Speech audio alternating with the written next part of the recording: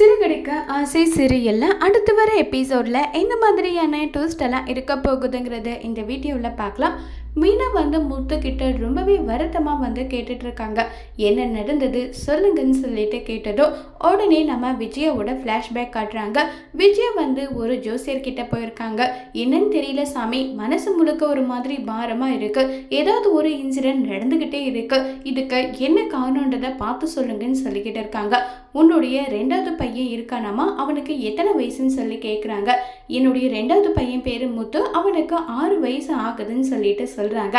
இதை கேட்டதும் உடனே அவனால தாம்மா உங்களுடைய குடும்பத்தில் பிரச்சனைன்னு சொல்கிறாங்க.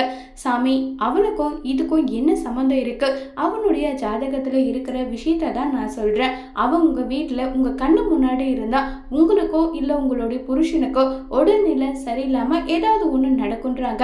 இதுக்கு எதுவும் பரிகாரம் இல்லையா? அவன் தான் என்கிட்ட அவ்வளோ அன்பா பாசமாக இருப்பான். அவனை விட்டு 6 வருஷம் பிரிஞ்சிருக்கிறது இதெல்லாம் நடக்காதுன்றாங்க. நடக்கக்கூடாதுன்னா இதை செஞ்சுதான் ஆகணும். நான் இந்த அளவுக்கு சொல்றேன்னா அது உண்மைன்னு சொல்லிட்டு இருக்காங்க. இதை கேட்டதும் விஜயாவுக்கு என்ன பண்றதுன்னே தெரியல.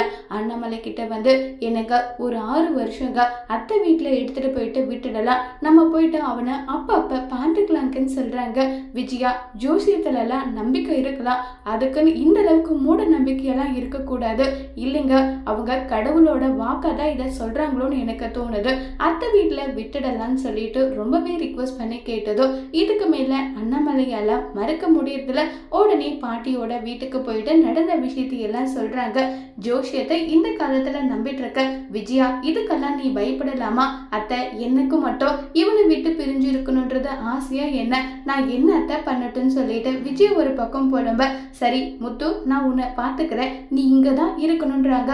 அம்மா, நான் உங்க கூடவே வரேன், உங்களை வீட்டெல்லாம் என்னால இருக்க முடியாதுமா, அம்மா என்னை விட்டு போயிடாதீங்கன்னு சொல்லி முத்து ஒரு பக்கம் ஃபீல் பண்ணி கதறியல. விஜயாவும் ஒரு பக்கம் ஃபீல் பண்ணிட்டு இருக்காங்க. இப்ப விஜயா முத்துவை பாட்டி வீட்டுல விட்டுட்டு வந்தாலும் விஜயாவுக்கு முத்துவோட ஞாபகமாவே இருக்கு. அத்தை, நான் முத்துவை பார்க்க வரலாமான்னு சொல்லி கேக்குறாங்க. இதுல என்ன இருக்கு, நீ வாமான்னு சொல்லிக்கிட்டெல்லாம் இருக்காங்க. இதை கேட்டு விஜய் வந்ததும் பக்கத்துல இருக்கவங்க என்னுடைய ஜோசியர் சொல்றதை கேட்டு என் பையனை இப்படி பறி கொடுத்துட்டேன்னு சொல்லி ஃபீல் பண்ணி அழுதுட்டு இருக்காங்க. இதை பார்த்ததும் விஜயாவுக்கு இன்னும் பயமாயிடுது. உடனே ஜோசியர் கிட்ட போயிட்டு என்னுடைய பையனை விட்டு பிரிஞ்சு என்னால இருக்க முடியல, எந்த ஒரு அசம்பாவிதமும் நடக்காது, நாங்க பாத்துக்கிறோம், தயவு செஞ்சு அவனை நான் கூட்டிட்டு வந்துடட்டுமான்னு சொல்லி கேக்குறாங்க. இங்க பாருமா, நடக்க போறது என்னவோ நான் சொல்லிட்டேன், அதுக்கு மேல உங்களுடைய விருப்பம் என்னவோ அதை நீங்க செய்யுங்க, இப்படி இருந்தா இது இருக்கும் நான் சொல்லிட்டேன்னு சொல்லிட்டெல்லாம் இருக்காங்க. இதை கேட்ட விஜயாவுக்கு என்ன முடிவு எடுக்கிறதுன்னு தெரியாம விஜயா ரொம்பவே வருத்தத்துல இருக்காங்க. அதோட இந்த எபிசோட முடிச்சிருக்காங்க.